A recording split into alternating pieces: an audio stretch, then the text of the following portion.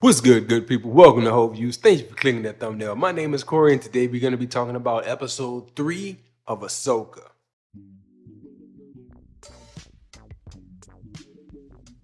So I know that this thing is a part of Star Wars fandom, right? And everybody's going to have conflicting opinions about the quality of a show or how good something is or whether they liked or disliked something. But I feel like after watching the entirety of the episode, we gotta have some type of consensus that this show is pretty damn good. Like, there is nothing in episode 3 that put me off about the show. And this is, again, coming from a person who does not have any background with the characters outside of the live action universe. I've never seen any of the animated stuff, and I was able to follow this episode quite well. I also feel like, and I feel very strongly, the need to put out this thought, and we need a consensus that this character on your screen is Ezra. Like, I know I don't have any kind of physical evidence to support that. It's just a very strong hunch that I had, and I've had that hunch since episode 2. And I just feel like they're going to try to reveal it to us at some point that this character is Ezra, and Ezra has been turned to the dark side, and all that stuff is going to come later on this season.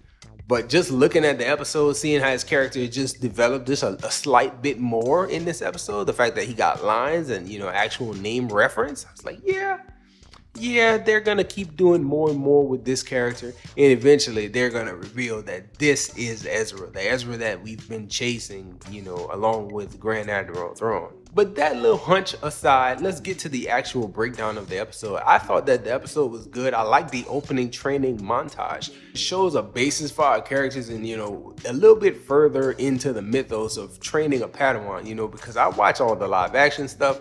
I don't know what training entails. So it was cool to see the different strike combos that they were asking her to hit, and then the training without being able to see, that's reminiscent of some of the stuff that we saw in the Star Wars universe in the past. So I'm cool with it. I thought it was done well. A little bit of drama takes place with the general and the council when they're trying to get back up for Ahsoka and Sabine, but they end up not getting that back up, and you move right into a space fight scene. Now, I'm really impressed with all this stuff. I think Mandalorian did it very well last season, season 3, where they had a lot of dog fights in space, or at least they stood out very well to me in that season. And seeing it here is like, the quality is on par. You got your shooting stuff happening, you got them evading. You had Ahsoka on the wing of the plane, which I thought was, a little bit extra. I thought, hey, we really getting outside the Star Wars universe when we doing this type of stuff, because you don't normally see people in suits and in space in Star Wars. But her using those 2 lightsabers, cool as it can be, and just using all her resources to try to buy some time for her friend Sabine, it's like, that makes enough sense here. I imagine, if they had rockets, then it would have made no sense at all. But I understand, it's blasters on a ship and she can deflect. Cool enough. I liked it. It made for a cool little action sequence. Part that I'm most excited about is the fact that these boys in this show have space whales.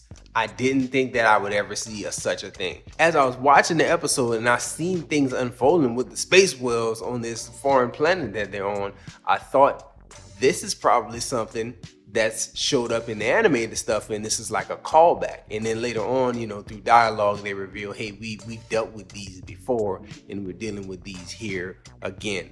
So it's really cool that they have a callback for those people who watch the animated stuff. But then at the same time, if you're experiencing it for the first time, it's still super cool, man. It's dope. I knew in my heart, like, they have to be referencing something here. This is the callback that we saw this stuff. Somebody saw this stuff in animated form. But seeing it in live action is pretty fire too. It's just the way that, Sabine navigated everything. It just felt like, she's dealt with this before. Like, they were too confident going into that situation, losing them in the tentacles of the space whale. So cool stuff. I liked it. The episode ends with Ahsoka and Sabine in the forest, and they're getting bad guys to be, sent out after them by Ray Stevens. And it's just a reminder, like, I know that character, Ray Stevens' character, is going to have a bigger, more imposing presence on the show towards the end of it. But I also think, like, man, it's very sad that man is no longer with us. We're not going to be able to see him do his thing in all the different universes that he's a part of. And I'm really hoping that his character gets a good send off in the show, because just seeing him here, and I think I might have saw him in some promotional materials between episodes 1 and 2. In episode 3, I saw like an image of Ray Stevens talking, and I was like, man, it's just a reminder that he's not here no more. So I'm really hoping that his character gets a great set of moments in the wrap up of the show, because it would be very, very cool to see him go out in a very, very good way, knowing that we won't ever get a return to that character. Those are my thoughts, man. I think that the episode was really good. I can't see anybody really having serious complaints about the episode. It was too good for anybody to be complaining about, man. I enjoyed it.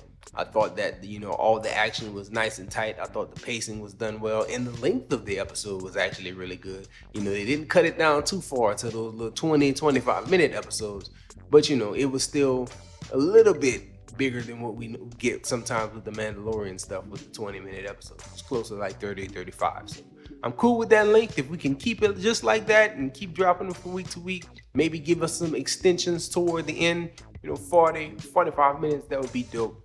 And a good way to, give people just the right amounts when you get into the beefier parts of the story. So those are all the thoughts. Let me know yours in the comment section. Enjoy yourself, guard your heart, and go watch something good.